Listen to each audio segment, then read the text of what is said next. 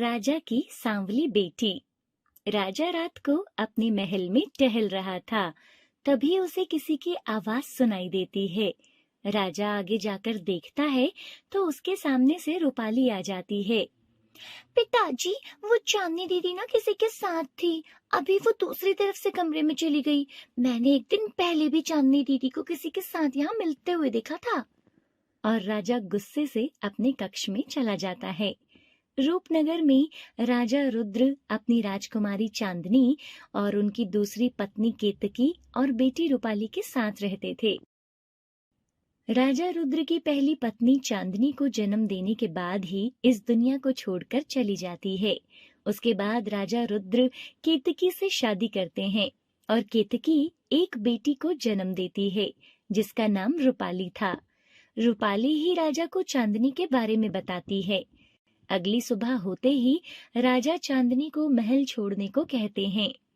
पिताजी, लेकिन मैंने क्या किया है? तुमने हमारा विश्वास तोड़ा है। अब मैंने तुम्हारी शक्ल नहीं देखनी। मैं चाहता हूँ कि तुम अभी के अभी यहाँ से निकल जाओ। मैंने आपका विश्वास नहीं तोड़ा पिताजी, और ना ही मैंने कुछ गलत किया है। लेकिन राजा रुद्र चांदनी की एक भी बात नहीं सुनते और उसे घर से निकाल देते हैं। चांदनी भी सब कुछ छोड़कर वहां से चली जाती है और वो बहुत दूर किसी जंगल में पहुंच जाती है। चलते चलते वो बहुत थक गई थी। बहुत धूप है और प्यास भी बहुत लग रही है। आसपास कहीं पानी भी नहीं दिखाई दे रहा। चांदनी आगे बढ़ती है और आगे उसे दो लड़कियां पानी लेकर आते हुए नजर आती हैं। इनसे पानी मांगती हूँ। सुनिए, मुझे बहुत प्यास लगी है, आप मुझे पानी पिला दोगे? हम इतनी दूर से पानी लेकर आए, वो भी पैसों से खरीद कर, और तुम्हें इसे मुफ्त में पिला दें? अगर पानी ही पीना है तो तुम्हें 10 मील आगे जाना होगा। वहाँ एक सेठ है, उसके घर में कुआं है और उनसे तुम्हें पानी खरीद कर लेना पड़ेगा। क्या इस गांव में पानी खरीदना पड़ता है? मैंने तो ऐसा कभी सोचा भी नहीं था कि पानी के लिए लोग पैसे लेंगे। मेरे पास ये सोने की बालियां हैं, आप इन्हें रख लो, पर मुझे थोड़ा सा पानी पिला दो। ऐसे सोने की बालियां देकर चांदनी पानी पी लेती है और उनसे कुछ पानी अपने आगे के लिए भी लोटे में डलवा लेती है। इस तरह वह आगे बढ़ती है। आगे चलते चलते चांदनी ने रास्ते में किसी को कराहते हुए सुना, पानी पानी। लगता है कोई पानी के लिए तड़प रहा है। थोड़ा आगे जाने के बाद वो देखती है कि एक आदमी पेड़ के किनारे बैठा था और पानी के लिए तड़प रहा था। पानी पानी पानी। चांदनी ने उस आदमी को पानी पिलाया और उसे खाना खिलाया। तभी पास ही में एक आदमी गुजर रहा था। वो उसे देखकर जोर से बोला, अरे लड़की, तुमने इसको पानी पिलाया है? क्या तुम्हें नहीं पता कि इस आदमी को पानी और खाना देना मना है?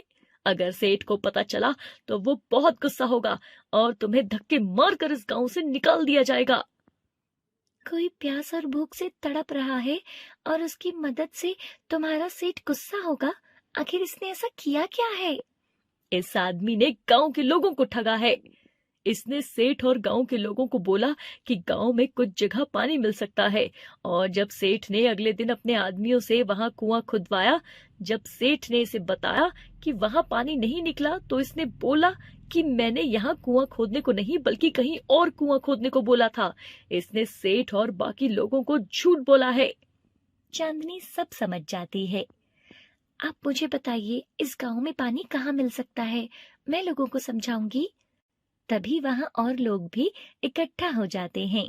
तभी सेठ भी वहां आ जाता है। देखिए, ये आदमी झूठ नहीं बोल रहा है। ये पढ़ा लिखा आदमी है और इसने उस चीज की पढ़ाई की है। वो हमें बता सकता है कि पानी कहाँ निकल सकता है। आप मुझे बताइए, पानी कहाँ मिलेगा? ये आदमी तो पागल है। हमारे पास इतना समय नहीं है कि इसके कहने पर अपने आदमियों से कुआं खुदवाएं। गांव के सब लोग मिलकर कुआं खोदोगे? अगर इसके अनुसार इस गांव में पानी मिल जाता है तो सबकी मुसीबत हल हो जाएगी ना? सेठ से पानी खरीदकर गांव के लोग भी थक गए थे, इसलिए वह सब लोग चांदनी की बात मान लेते हैं। देखिए, आप हमें बताइए इस गांव में पानी कहाँ मिल सकता है? कहीं और ही क्यों, जहां मैं बैठा हूँ यहाँ पानी मिल जाएगा। आप यहीं खोदना शुरू कीजिए।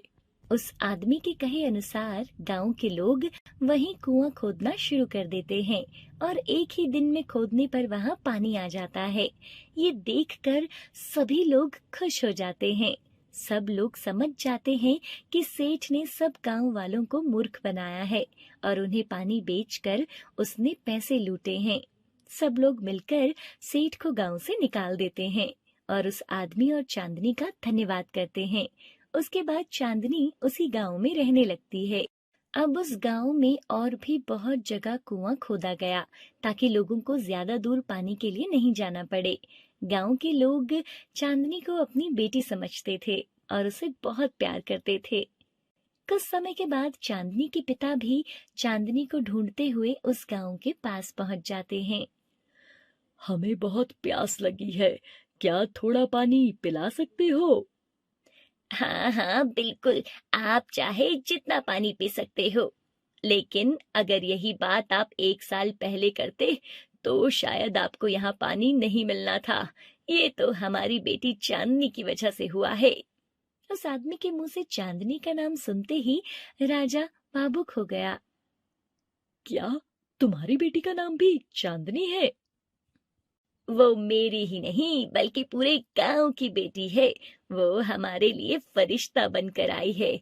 साल हो गया उसे आए हुए। जब से चांदनी इस गांव में आई है हमारे गांव में हरियाली आ गई। मैं उससे मिलना चाहता हूँ। आदमी राजा को चांदनी के पास लेकर जाता है। चांदनी अपने पिता को देखकर बहुत खुश हो जाती है। पिताजी, आप यहाँ? राजा अपनी बेटी को गले से लगाता है।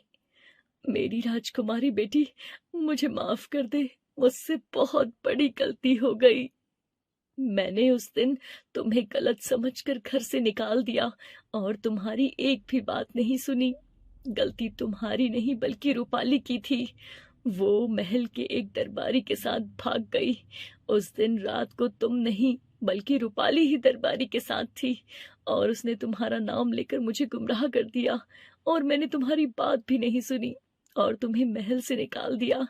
चलो बेटी, मेरे साथ वापस महल चलो। नहीं पिताजी, अब मैं कहीं नहीं जाना चाहती। ये सब लोग मुझे अपनी बेटी समझते हैं। अब मैं यहीं रहना चाहती हूँ। शायद भगवान को यही मंजूर है।